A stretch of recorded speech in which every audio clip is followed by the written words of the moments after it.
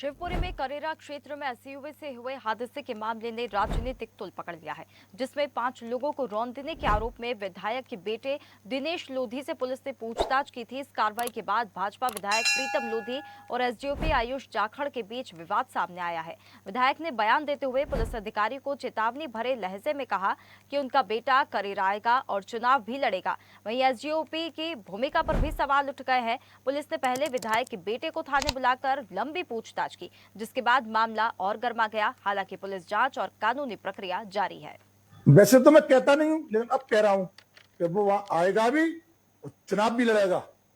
अगर तेरे डैडी में दम हो तो रोक लेना। और मैं कहना चाहता हूं एसडीओपी महोदय से, हमारा इतिहास भी देख लेना जरा पहले।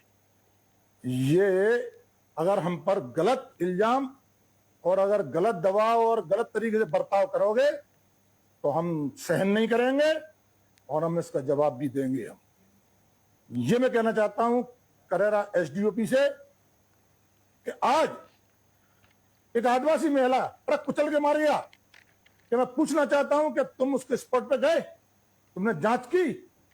नहीं की। क्यों? कि वो गरीब थी, वहां तुम्हें पैसा नहीं मिलना था।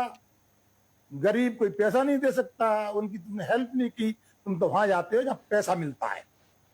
तो मैं ऐसे अधिकारी को कहना चाहता हूं कि अपनी औकात में रहे और कानून के दायरे में रहे। कानून हमको भी आता है, कानून हम भी जानते हैं। बस मैं यही कहना चाहता हूं। तो देखिए, शिवपुरी से ये मामला सामने आया है, जहां पर विधायक प्रीतम लोधी और एसडीओपी के बीच यहाँ पर तनाव का माहौल देखने के लिए नजर आ रहा है। एसयूवी हादसे के मामले ने अब राजनीतिक तुल पकड़ लिया है। विधायक प्रीतम लोधी और एसडीओपी के बीच ये तनाव की स्थिति यहाँ पर बनी हुई है। चलिए, हमारे साथ अधिक जानकारी के लिए विधायक प्रीतम लोधी जुड़ गए हैं। देखिए, ये जो मामला यहाँ पर सामने आया है, बेटे की तरफ से तो जो दबंगई की गई वो की गई, लेकिन इस प्रकार से जो आपके भी बयान यहाँ पर सामने आए हैं, क्या यहाँ पर आप उसे लेकर कहना चाहेंगे? हाँ, बिल्कुल कहना चाहूंगा मैं। देखिए, जैसे ही एक्सीडेंट हुआ हमको मालूम पड़ा और मैंने तुरंत ही थाना प्रभारी को बोला कि इस पर कायमी करिए। तो थाना प्रभारी ने थोड़ा समय लगाया। फिर मैंने एसपी साहब को बोला, मेरे पर रिकॉर्डिंग है सारी, एसपी साहब से आप पूछ सकते हो। मैंने कहा इस पर कायमी करिए, आपराधिक कायमी करिए। तब कायमी हुई। तो दूसरे दिन एसपी साहब मुझसे बोले कि गाड़ी को थाने भिजवा दिए जमानत के लिए। तो मैंने तुरंत गाड़ी भिजवाई। तीसरे दिन बोले कि दिनेश को भिजवा दिए थाने। तो मैंने दिनेश को भिजवाया, लड़के को। अब लड़के को भिजवाया तो इसमें एसडीओपी ने एक ही बदतमीजी वहां पे की। जब कार्यक्रम पूरा हो गया, जमानत हो गई, चला गया, घर के आधी दूर पहुंचा, फिर वापस करवाया। वापस करवा के उससे बोले कि यहाँ दिखना मत, ना चुनाव लड़ना, यहाँ से अगर दिखोगे तो मैं बंद कर दूंगा, या चुनाव भी मत लड़ना। तो मैं यही सोच रहा हूं, इन्हें चुनाव की मने क्यों किया, वहां आने के मने क्यों किया? क्योंकि उसकी धर्मपत्नी 10 नंबर वार्ड से करेरा से चुनाव लड़ती है, पिछली बार लड़ी थी। तो मेरा कहने का मतलब है, अगर ऐसे ये काम पुलिस करेगी। अच्छा, मैंने एसपी साहब से कहा, एक ही बात बोलते हैं एसपी साहब यहाँ के शिवपुरी के, कि दिल्ली से खबर आई है हम पे ऐसा करना है, दिल्ली से खबर आई है आप चुनाव नहीं लड़ोगे, दिल्ली से खबर आई है। तो क्या भारतीय जनता पार्टी, मेरा कहने का मतलब ये है कि ये एसपी साहब चला रहे हैं, यहाँ की पुलिस चला रही है क्या शिवपुरी जिले की? तो मैं ये कहना चाहता हूं, इनसे स्पष्ट ये जनता को बोध है कि हमने इसमें सहयोग किया है कि नहीं किया है। पूरा सहयोग किया है, इसका स्पष्टीकरण दें। अगर ये स्पष्टीकरण नहीं देंगे तो मैं करेरा एसडीओपी का घर गोबर से भरवा दूंगा, 10,000 आदमी ले जाके। देखिए, आपके बेटे पर जो भी यहाँ पर आरोप थे, निष्पक्ष जांच की यहाँ पर मांग की जा सकती थी, आपने भी पहले कहा था। लेकिन इस प्रकार से जो आपका भी बयान यहाँ पर सामने आया कि हमारा बेटा आएगा भी, चुनाव भी लड़ेगा, तो ये बयानबाजी नहीं होती। अगर वाकई में सारी चीजें निष्पक्ष है, सभी अगर यहाँ पर कोई भी दोषी नहीं है, आपका बेटा दोषी नहीं है, तो जांच पर आप भरोसा रखिए ना, पुलिस पर भरोसा रखिए। इस प्रकार से आप भी अगर धमकाएंगे तो कानून से ऊपर तो कोई नहीं है, कानून से ऊपर कोई अधिकारी भी नहीं है। कानून के ऊपर कोई नहीं होता, लेकिन कानून भी कानून के तरीके से होता है। एक्सीडेंट है, कोई आतंकवादी हमला नहीं है ये।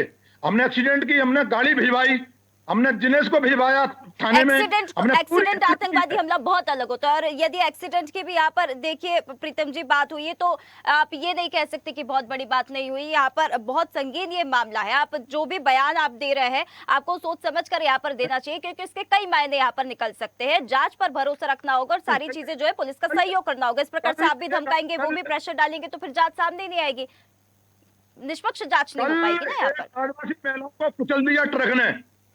मैं एसपी साहब से और एसडीओपी साहब से पूछना चाहता हूं, ये गए क्या वहां पे?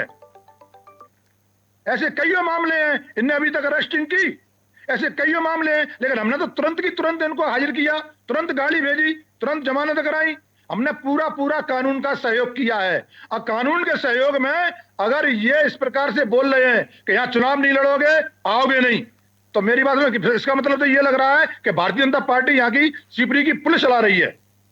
नहीं नहीं, बिल्कुल ऐसा नहीं। अच्छा, आपके बेटे को पर जो भी आरोप यहाँ पर लगे, उसकी तरफ से आप कोई डिफेंड यहाँ पर देना चाहेंगे, डिफेंड करना चाहेंगे? कोई डिफेंड नहीं चाहिए। उसने अपराध किया है, उसकी सजा मिलनी चाहिए। बिल्कुल, तो उसको अगर अपराध किया है तो सजा मिलनी चाहिए। उसके लिए कार्रवाई में और जांच में आपको साथ देना पड़ेगा। इस प्रकार से बयानबाजी, इस प्रकार से अगर यहाँ पर धमकाया जाएगा तो उससे जांच पर भी असर यहाँ पर पड़ता है। ठीक है, बहुत धन्यवाद आपका हमारे साथ जुड़ने के लिए।